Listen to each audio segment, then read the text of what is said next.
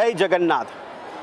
ભગવાન જગન્નાથની રથયાત્રા વર્ષોથી ચાલી આવતી આ પરંપરાના ભાગરૂપે આજે આપણે નિહાળીશું 142મી ભગવાન જગન્નાથની રથયાત્રા। કહેવાય છે કે ભારત વર્ષ અને ભારતીય સંસ્કૃતિમાં જો ધાર્મિક મહત્ત્વના દૃષ્ટિકોણથી જોવામાં આવે તો ભગવાન પોતે જ પોતાના જે શ્રદ્ધાળુઓ છે, ભક્તો છે, એ લોકોને દર્શન આપવા માટે ખુદ નગરચર્યાએ નીકળે છે। ભગવાન જગન્નાથની 142મી જે રથયાત્રા છે તેને લઈને આજે જ્યારે વાત કરી રહ્યા છે, આ દ્રશ્ય નિહાળીએ ત્યારે ભગવાન પોતે રથમાં સવાર થઈને જ્યારે ભક્તોની ભીડની વચ્ચેથી પસાર થાય અને અસંખ્ય માનવ મહેરામણ જોવા મળતું હોય ત્યારે એવામાં ખાસ તંત્ર દ્વારા કેવા પ્રકારની તૈયારીઓ કરવામાં આવતી હોય છે એનો અમે ક્યાસ મેળવવાનો પ્રયત્ન કર્યો અને આજે અમે આ કાર્યક્રમ થકી આપને પણ બતાવીશું કે તંત્ર દ્વારા ચારે ખૂણામાં જ્યારે લોકોની ભીડ વચ્ચે ભગવાન પોતે જ્યારે નગરચર્યા નીકળશે ત્યારે લોકોની સુરક્ષાના કાજે પણ તંત્ર દ્વારા, પ્રશાસન દ્વારા કેવા પ્રકારની તૈયારીઓ આરંભવામાં આવી છે તેનો એક અમે ક્યાસ મેળવવાનો પ્રયત્ન કર્યો છે। તો આજે અમે આ કાર્યક્રમ થકી આપને બતાવીશું કે તંત્ર દ્વારા જે કામગીરી કરવામાં આવી છે, લોકોના સુખાકારી માટે જ્યારે આ તંત્ર કામગીરી કરતું હોય ત્યારે તેમની સુરક્ષા માટે, સલામતી માટે ભગવાન પોતે તો હાજર છે જ, પણ શ્રદ્ધાળુઓ કે ભક્તોની સુરક્ષા સલામતી માટે આ તંત્રની કેવી તૈયારી છે તેનો પણ અમે આપને આ કાર્યક્રમ થકી ક્યાસ આપીશું। નજર કરીશું અલગ અલગ સેગમેન્ટ પ્રમાણે કે કોર્પોરેશનની તૈયારી કેવી છે, ફાયર બ્રિગેડની તૈયારી કેવી છે, તો સાથે પોલીસ સુરક્ષા વ્યવસ્થા પણ કેવી ગોઠવવામાં આવી છે તેનો અમે સમગ્ર ક્યાસ આપને આ કાર્યક્રમ થકી આપીશું।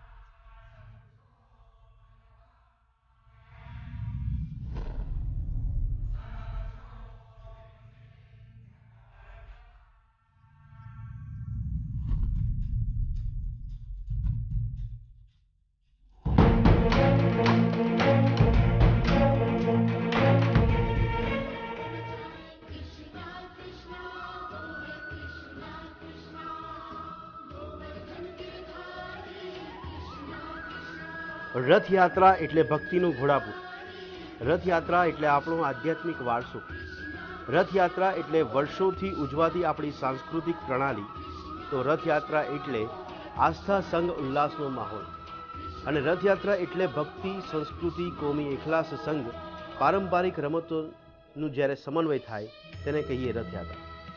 આમ તો સમગ્ર ભારત દેશ તહેવારોથી વણાયેલો દેશ છે, જેમાં દરેક તહેવારનું અલગ મહાત્મય છે।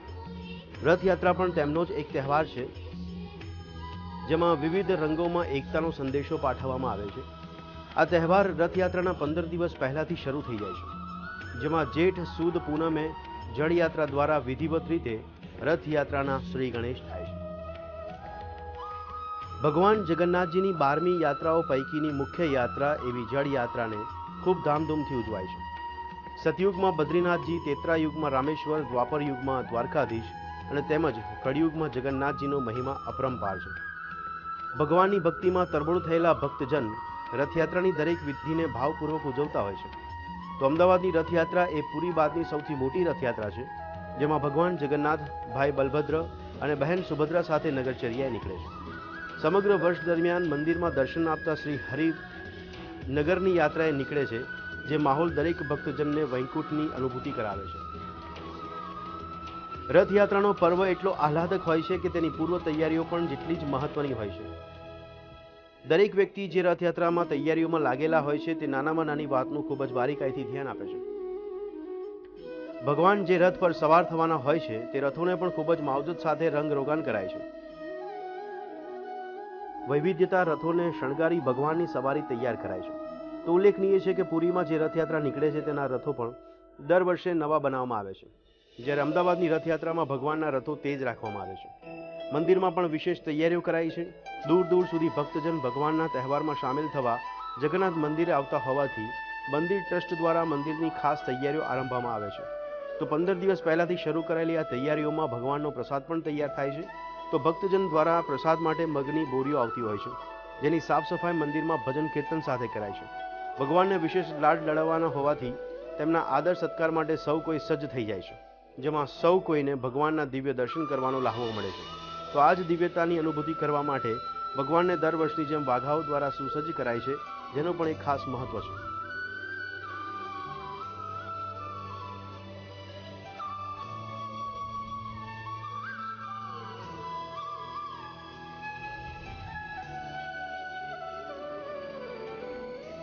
ભગવાનની યાત્રાનો જે માર્ગ છે તે નિર્ધારિત માર્ગમાં પણ કોર્પોરેશન દ્વારા યોગ્ય કામગીરી હાથ ધરાય છે, જેમાં જર્જરિત મકાનોને નોટિસ પાઠવવામાં આવે છે। તો સાથે સંવેદનશીલ વિસ્તારોમાં ખાસ પ્રકારની સુરક્ષાની તૈયારીઓ કરાઈ છે। અને આ જ તૈયારીઓના ભાગરૂપે અમદાવાદના મેયર વિજલ પટેલ દ્વારા રથયાત્રાના માર્ગની ચકાસણી કરવામાં આવે છે, જેમાં રથયાત્રાના માર્ગો પર આવતા વૃક્ષો, ગટર સાથે લાઇટ્સની સુવિધાઓ યોગ્ય રીતે કરાઈ છે કે નહીં તે અંગેની ચકાસણી કરાઈ છે। જી, આપની વાત સાચી છે કે વર્ષોની પ્રણાલી છે અને એમાં પણ આ વખતે 142મી રથયાત્રા જ્યારે હવે નીકળવાની છે 4 જુલાઈએ।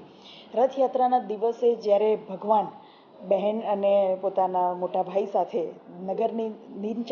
નગર યાત્રાએ નીકળે છે, ત્યારે આપણે ત્યાં જે વર્ષોથી પ્રણાલી છે જગન્નાથના મંદિરેથી પ્રારંભ થતો હોય છે અને આખા રથયાત્રાના રૂટ દરમિયાન આ રથયાત્રા એવું કહેવાય છે કે ભગવાન પોતે નગરચર્યાએ નીકળે છે અને લોકોને દર્શન આપવા માટે જ્યારે ભગવાન નીકળી રહ્યા છે તો કોર્પોરેશનની પોતાની એક અંગત જવાબદારી છે અને એમાં ઘણા બધા કામને આવરી લેવામાં આવે છે।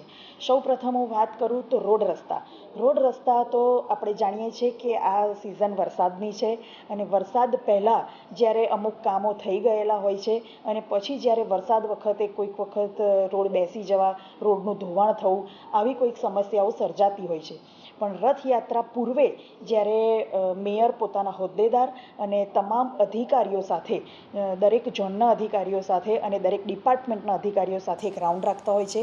આ તૈયારીમાં એ જોવા માટે નીકળવાનું હોય છે કે કોઈક જગ્યાએ રોડ રસ્તાનું કે ફૂટપાથનું કોઈ કામ ચાલુ છે અથવા તેને પૂર્ણતામાં કેટલી વાર છે અને જે કંઈ પણ બાકી હોય તેને ત્વરિતે પૂરું કરવામાં આવે છે। હવે રહ્યું છે કે કોઈક જગ્યાએ પાણીની સમસ્યા, કોઈક જગ્યાએ ક્યાંક લીકેજની સમસ્યા હોય તો એ પણ તાત્કાલિક પગલે કામ કરીને એને પૂરી કરવામાં આવે છે અને ફરીથી ત્યાં આગળ રોડ રિસર્ફેસ કરવામાં આવતો હોય છે। કોઈક જગ્યાએ ફૂટપાથ રંગવાની બાકી હોય તો એ કામ પણ તરત જોઈ લેવામાં આવે છે। આવા નાના મોટા કામ તો રાઉન્ડ દરમિયાન જાણ થાય છે અને કરી દેવામાં આવતા હોય છે।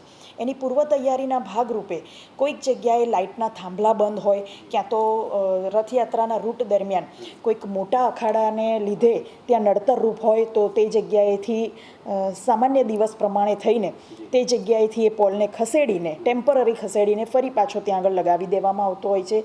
કોઈક જગ્યાએ રસ્તામાં મોટા ઝાડ આવતા હોય તો એને પણ ટ્રીમ કરી દેવામાં આવતા હોય છે। પાણીની વ્યવસ્થામાં આપણે જોઈએ તો રથયાત્રાના સમગ્ર રૂટ દરમિયાન થોડે અંતરે પાણીની પરબો બનાવવામાં આવતી હોય છે અને એ જગ્યાએ કોર્પોરેશન દ્વારા ટેન્કર દ્વારા ત્યાં પાણી પ્રોવાઈડ કરવામાં આવતું હોય છે। આપણા ત્યાં રથયાત્રામાં 19 જેટલા હાથીઓ ભાગ લેતા હોય છે અને આ હાથીઓને ક્યાંય કોઈ તકલીફ ન પડે તેના માટે અમદાવાદ મ્યુનિસિપલ કોર્પોરેશન દ્વારા ઝૂ ડિપાર્ટમેન્ટમાંથી ડૉક્ટર સાહુ અને એમની ટીમ પણ હાજર હોય છે, કારણ કે આખા રથયાત્રા દરમિયાન હાથીને બીજી કોઈ તકલીફ ના પડે તેના કંટ્રોલ માટે થઈને ડૉક્ટર સાહુ હાજર રહેતા હોય છે। આ 19 હાથીને આખા દિવસમાં ક્યાંય બીજી કોઈ તકલીફ ના પડે તેના માટે જ્યારે સરસપુરમાં ભગવાનના મોસાળમાં જ્યારે એક પડાવ હોય છે જમવા વખતનો, તે વખતે ત્યાં એમને પીવાના પાણીની પણ બહુ મોટા પાયે સુવિધા ઉપલબ્ધ કરવાની હોય છે।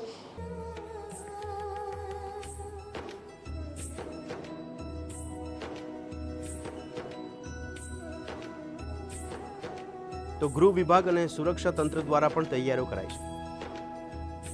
આ સાથે ગૃહ રાજ્યમંત્રી પ્રદીપસિંહ જાડેજા દ્વારા પણ સુરક્ષાને ધ્યાનમાં લઈ પોલીસના ઉચ્ચ અધિકારીઓ સાથે જગન્નાથ મંદિરમાં એક બેઠક યોજાઈ હતી અને સુરક્ષાની સમીક્ષા કરાઈ હતી। તો બીજા નંબરની સૌથી મોટી યાત્રા હોવાથી તેમાં સુરક્ષાની પણ પૂરતી તૈયારીઓ તો કરવામાં આવે છે, જેમાં પોલીસ ફોર્સ તો જોડાય છે, પણ સાથે દરેક સુરક્ષા બળની સાથે હોમગાર્ડ્સના જવાનો પણ વિશેષ કામગીરી બજાવતા જોવા મળે છે। તો હોમગાર્ડ્સના વિભાગ દ્વારા પણ રથયાત્રાને ધ્યાનમાં રાખીને વિશેષ આયોજન પણ કરવામાં આવ્યું છે, તો સાથે બંદોબસ્ત પણ ગોઠવવામાં આવ્યો છે।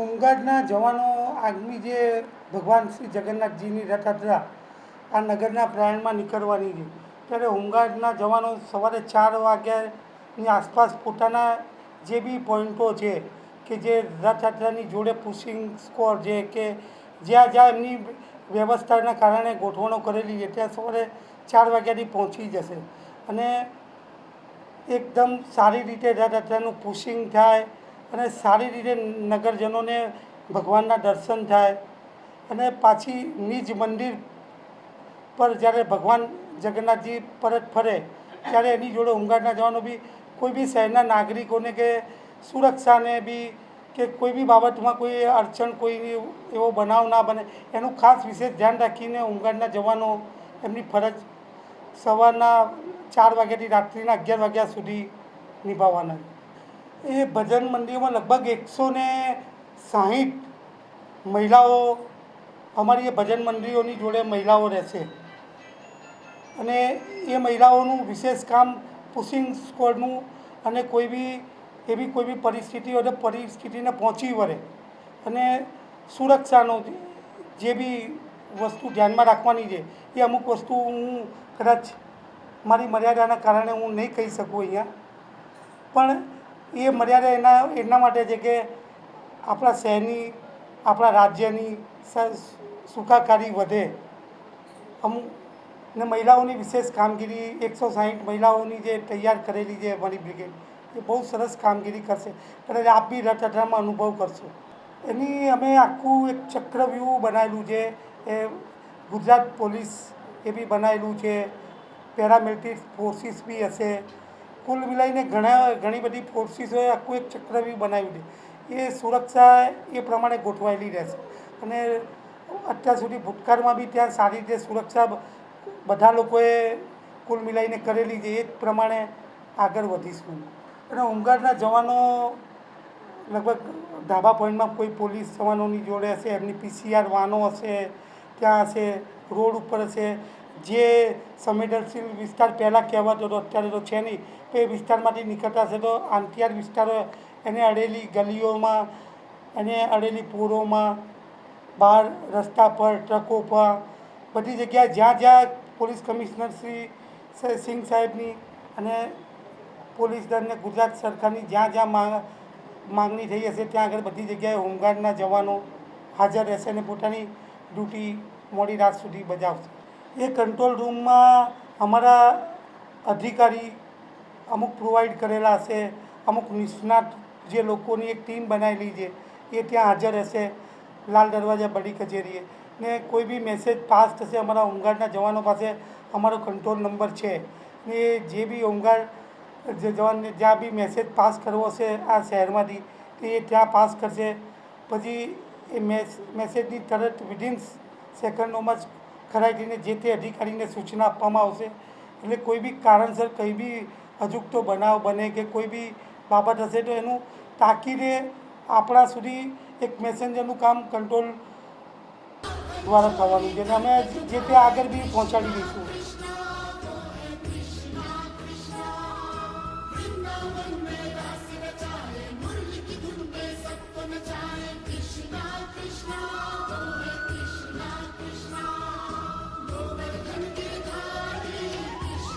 જય જગન્નાથ.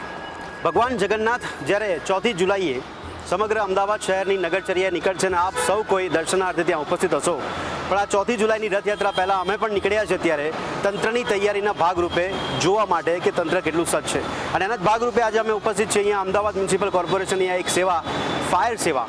આ ફાયર સેવા એટલે કે ફાયર તંત્ર દ્વારા પણ કયા પ્રકારની તૈયારીઓ આરંભવામાં આવી છે, કયા પ્રકારની તૈયારીઓ રાખવામાં આવી છે કે જેથી કરીને કોઈ અનિચ્છનીય બનાવ ન બને, તેના માટે પણ અમે ક્યાસ મેળવ્યો છે ફાયર વિભાગનો.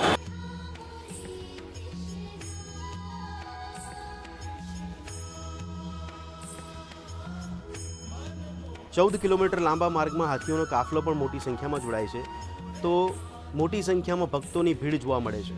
સાથે અવનવા કરતબો અને લાખોની સંખ્યામાં ભક્તજનો જોડાય છે.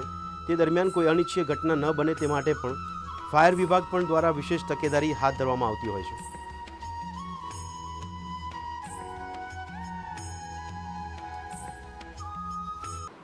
રથયાત્રા જ્યાંથી શરૂ થાય છે ને જ્યાં સુધી પૂરી થાય છે એ આખા રૂટ ઉપર એવી રીતે આપણે વ્યવસ્થા ગોઠવવામાં આવી છે કે જો જરૂર જણાય કોઈ અકસ્માત થાય તો એને પહોંચી વળવા માટે આપણે વાહનોને સ્ટેશનો ઉપરથી દૂર દોડાવવા નહીં પડે.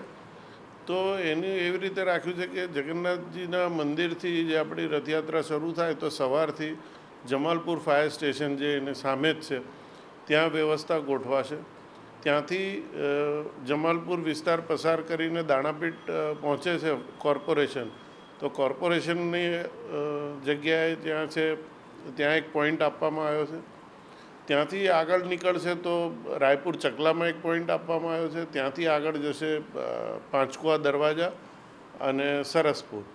રિટર્નમાં જ્યારે સરસપુરથી નીકળશે ને દરિયાપુર દરવાજા જશે ત્યાં એક પોઈન્ટ છે, દિલ્હી દરવાજા એક પોઈન્ટ છે, શાહપુર દરવાજા એક પોઈન્ટ છે. એવી જ રીતે રિટર્નમાં દાણાપીઠ ફાયર સ્ટેશન પસાર કરશે તો ત્યાં દાણાપીઠ એક પોઈન્ટ મળશે અને ફરીથી જમાલપુર. તો આવી જગ્યા ઉપર ફાયર ફાઇટિંગની ટીમ એ ઉપરાંત બચાવ કામગીરી, કોઈ જૂનું મકાન પડી જાય, કોઈ ઝાડ પડી જાય, કોઈ અકસ્માત થાય તો ત્યાં બચાવ કામગીરી માટેના સાધન સાથેની જે રેસ્ક્યુ વ્હીકલ છે એ પણ હાજર રાખવામાં આવશે. એમ્બ્યુલન્સ છે 108ની તો રહેશે જ, તે ઉપરાંત અમારી એમ્બ્યુલન્સ પણ રહેશે. એટલે આ રીતે 130 માણસનો કાફલો અલગ અલગ જગ્યાએ આવી રીતે ગોઠવવામાં આવશે. આવા જે મકાનો છે એમાં deputy municipal commissioner Shri, assistant commissioner શ્રીઓ જે ઝોનમાં આવતા હોય, જેમના વિસ્તારમાં આવતા હોય, એ લોકોની સીધી દેખરેખ નીચે એસ્ટેટ ડિપાર્ટમેન્ટ અત્યારે કામ કરી રહ્યું છે. એમને નોટિસો ઇસ્યુ કરીને જે ભયજનક જે અગાસીને એવું બધું એ ઉતારી લેવામાં આવે છે. ત્યાં એ ઉપરાંત નોટિસ મારવામાં આવે છે. ઇવન એની બાલ્કની હોય તો બાજુના ધાબા ઉપરથી પણ કોઈ આવી ન જાય તો એને ભયજનક છે એવી નોટિસ ઇસ્યુ કરવામાં આવે છે. ત્યાં પોલીસનો સ્ટાફ પણ મૂકવામાં આવે છે જેથી એ ખખડધજ કે કોઈ ખંડેર જગ્યા હોય ત્યાં અંદર કોઈ પ્રવેશે નહીં કે ઉપર કોઈ જાય નહીં. તો આ રીતની વ્યવસ્થા કોર્પોરેશન તરફથી ગોઠવવામાં આવી છે. રથયાત્રાની સવારથી આપણી ટીમો સ્ટેન્ડ બાય થઈ જશે. જમાલપુર ફાયર સ્ટેશન પર જ ફાયર ફાઇટિંગની ટીમ છે, એ લોકો પાસે તમામ જાતની ફાયર ફાઇટિંગના સાધન હશે, રેસ્ક્યુ વ્હીકલ હશે. એટલે જે કટર્સ છે, સ્પ્રેડર છે, કોઈ ભયજનક મકાન હોય ને પડી જાય કે કંઈક મકાન ધસી પડે, કોઈ દિવાલ ધસી પડે, એમાં કોઈ દબાય કે એમાં કંઈક કટિંગ કરવું પડે, લિફ્ટિંગ કરવું પડે, તો એ પ્રકારના સાધનો છે. એની સાથે ટ્રેન્ડ મેન પાવર છે. તો હરેક પોઈન્ટ ઉપર આવી રીતે રેસ્ક્યુ અને ફાયર ફાઇટિંગ અને એમ્બ્યુલન્સ આ 3 સાધનો મૂકવામાં આવ્યા છે અને ટ્રેન્ડ સ્ટાફ સાથે. મોટા આવા જોખમો ઊભા થાય છે કે જે ધક્કામુક્કી તરફ અફવા ફેલાવાથી અને કોઈ જગ્યાએ ગાય કંઈક દોડી ગઈને કંઈ બનાવ બની ગયો તો એનું બહુ જ વંટોળ થાય છે. વાવાઝોડું જેમ ખોટી અફવાઓ ફેલાય છે. એટલે એવું કંઈ લોકો ભાગદોડ ન કરે. કોઈ બનાવ એવો ધ્યાનમાં આવે તો બિલ્ડિંગના ખૂણા ઉપર, કોઈ મકાનની આડાશમાં કે કોઈ એવી સિક્યોર્ડ જગ્યાએ સાઈડમાં ઊભા થઈ જાય. દોડભાગ કરવાથી કોઈ તમે કંઈ ખરેખર બનાવ બન્યો હોય તો એમાં તમે સપડાઈ શકો છો. એટલે દોડભાગ કરવાને બદલે એક સાઈડમાં ઊભા રહી જવાય.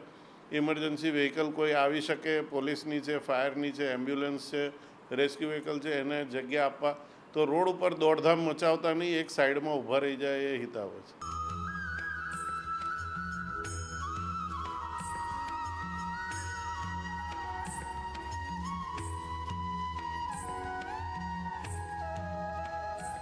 જય જગન્નાથ. હાથી ઘોડા પાલખી જગન્નાથની આ રથયાત્રામાં દરેક લોકો પોતાની તૈયારી આરંભતા હોય છે. એમાં તંત્રની પણ આપણે વાત કરી, પણ આ હાથી ઘોડા પાલખી જે કહેવાય છે એમાં રથના વાહક તરીકે આ પ્રાણીઓનો જ્યારે ઉપયોગ થાય છે ત્યારે આ પણ આ રથયાત્રાના લાભદાયક બને છે. એટલે કે ભગવાનના દર્શન કરવા માટે એ પણ હાજર હોય છે. પણ આખરે જ્યારે તંત્રની તૈયારીની જ વાત કરીએ તો આમની સુરક્ષાનું શું, આમની સલામતીનું શું, એના માટે અમે માહિતી મેળવી પ્રાણી સંગ્રહાલયના આ અધિકારીની.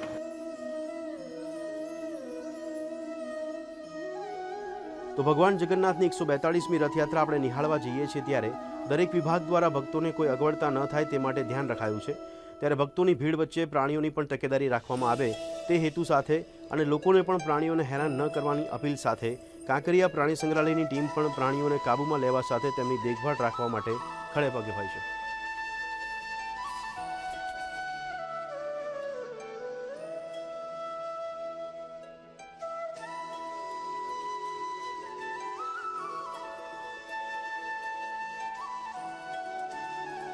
ગજરાજ જે છે એકચ્યુઅલી મંદિરના હોય છે અથવા મંદિર પાસે જે બીજા મહંતો હોય છે એમના હોય છે.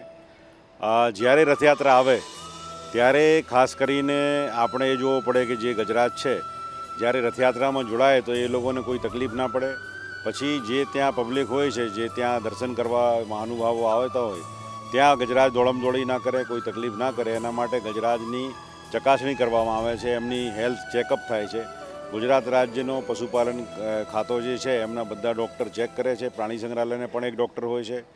ફોરેસ્ટ ડિપાર્ટમેન્ટ, પછી ઇન્દ્રોડા પાર્ક, પછી જૂનાગઢ ઝૂ અને અમદાવાદ ઝૂ, કુલ આટલી ટીમો રથયાત્રામાં હાથીઓની સાથે હોય છે. હાથીઓનો ફિટનેસ સર્ટિફિકેટ આપ્યા પછી પોલીસ કમિશનરને જે ફિટનેસ સર્ટિફિકેટ આપી એના આધારે હાથીઓ રથયાત્રામાં જોડાય છે. જે હાથીઓ રિજેક્ટ થાય એમને પછી રથયાત્રામાં જોડવામાં આવતો નથી. તો ફિઝિકલ ફિટનેસની સાથે સાથે મેન્ટલ ફિટનેસ કેવી છે એ પણ જોવામાં આવે છે. કેમ કે કોઈ નવા હાથી હોય જે પબ્લિક માટે ટેવાયેલો નહીં હોય અથવા તો કોઈ પણ કારણસર જે અગર મેલ હોય જે મસ્તમાં હોય અથવા ફિમેલને કોઈ ઈજા હોય અને ગુસ્સામાં હોય તો એવા હાથીઓને આપણે રથયાત્રામાં સામેલ નથી કરતા અને મેડિકલ સર્ટિફિકેટમાં ક્લિયર લખીએ છીએ કે ભાઈ આ જે હાથી છે એ રથયાત્રા માટે ફિટ નથી. કોઈ સપોઝ હાથીના પગમાં કોઈ ઈજા થયેલી છે અથવા ચાલવામાં તકલીફ છે અને 13-14 કિલોમીટર ચાલી ના શકે એવા હાથીઓને પણ રાખવામાં આવતો નથી. દરેક સમયે અમે જે ત્યાં જે દર્શનાર્થીઓ છે એમને આપણે અનુરોધ કરીએ છીએ કે આપ હાથીને કોઈ પણ વસ્તુ એના સૂંઢમાં ખાવા માટે નહીં આપવી, પૈસા પણ સૂંઢમાં નહીં આપવો. કેમ કે શું થાય છે કે જે પૈસા જ્યારે હાથીને સૂંઢમાં આપીએ ત્યારે હાથી એમ ઉપર કરીને અને જે ઉપર મહાવત હોય એમને આપે. તો તમે વિચારો કે આખા દિવસમાં જો 8-10 કલાકમાં 2000 વખત જો સૂંઢ ઊંચી નીચી થાય તો હાથીને ગુસ્સો પણ આવે અને તકલીફ પણ થાય. અને જ્યારે હાથી ચાલતો હોય તો એને આપવા માટે જ્યારે કોઈ પૈસા આપવા આવે અને હાથીની નજર ચૂકી જાય તો માણસ ઉપર અગર પગ મુકાઈ જાય તો 4000 કિલો 5000 કિલોનો હાથીનો તો શું તકલીફ થઈ શકે એ આપ સમજી શકો. એકવાર એવો બનેલો છે કે એક સિક્કા કોઈએ આપેલો અને એ જમીન ઉપર ઊભો સિક્કો ઢળકતો હતો અને પછી હાથીનો પગ એના ઉપર મુકાઈ ગયો અને એ સિક્કા જે છે વજનના લીધે હાથીના પગમાં અંદર બેસી ગયો અને એને બ્લીડિંગ પણ થઈ ગઈ. તાત્કાલિક એનો સિક્કા કાઢીને આપણે ટ્રીટમેન્ટ પણ કરવામાં આવ્યો. તો આવી પ્રકારની તકલીફ ના થાય એના માટે દરેક જે લોકો દર્શન કરવા આવે છે એમને વિનંતી કે હાથીને ડાયરેક્ટ સૂંઢમાં કોઈ પણ વસ્તુ આપવી નહીં, હાથીથી ડિસ્ટન્સ રાખવો. સાથે ચાલતા જે મહાનુભાવો છે, જે મહાવત છે, પોલીસ છે, એમને જ કોઈ વસ્તુ આપવી હોય તો એમને જ આપવી. હાથીના નજીક પણ નહીં જવાનો એ સૌથી સારામાં સારી વસ્તુ છે. Thank you.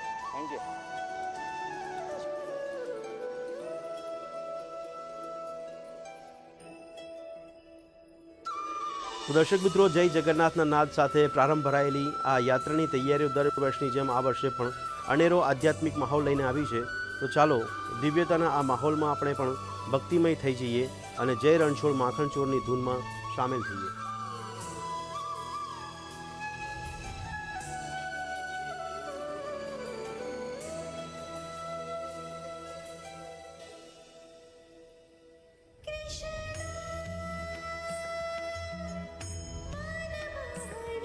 તો દર્શક મિત્રો, આપે જોયું કે કોર્પોરેશન હોય, ફાયર બ્રિગેડ હોય, પોલીસ તંત્ર હોય કે પછી હોમગાર્ડ્સના જવાનો હોય કે પછી પ્રાણી સંગ્રહાલયના અધિકારીઓ હોય, આ તમામ તંત્ર તમામ મોરચે અત્યારે સુસજ્જ છે અને ભગવાન જગન્નાથ આતુર છે આપને દર્શન આપવા માટે.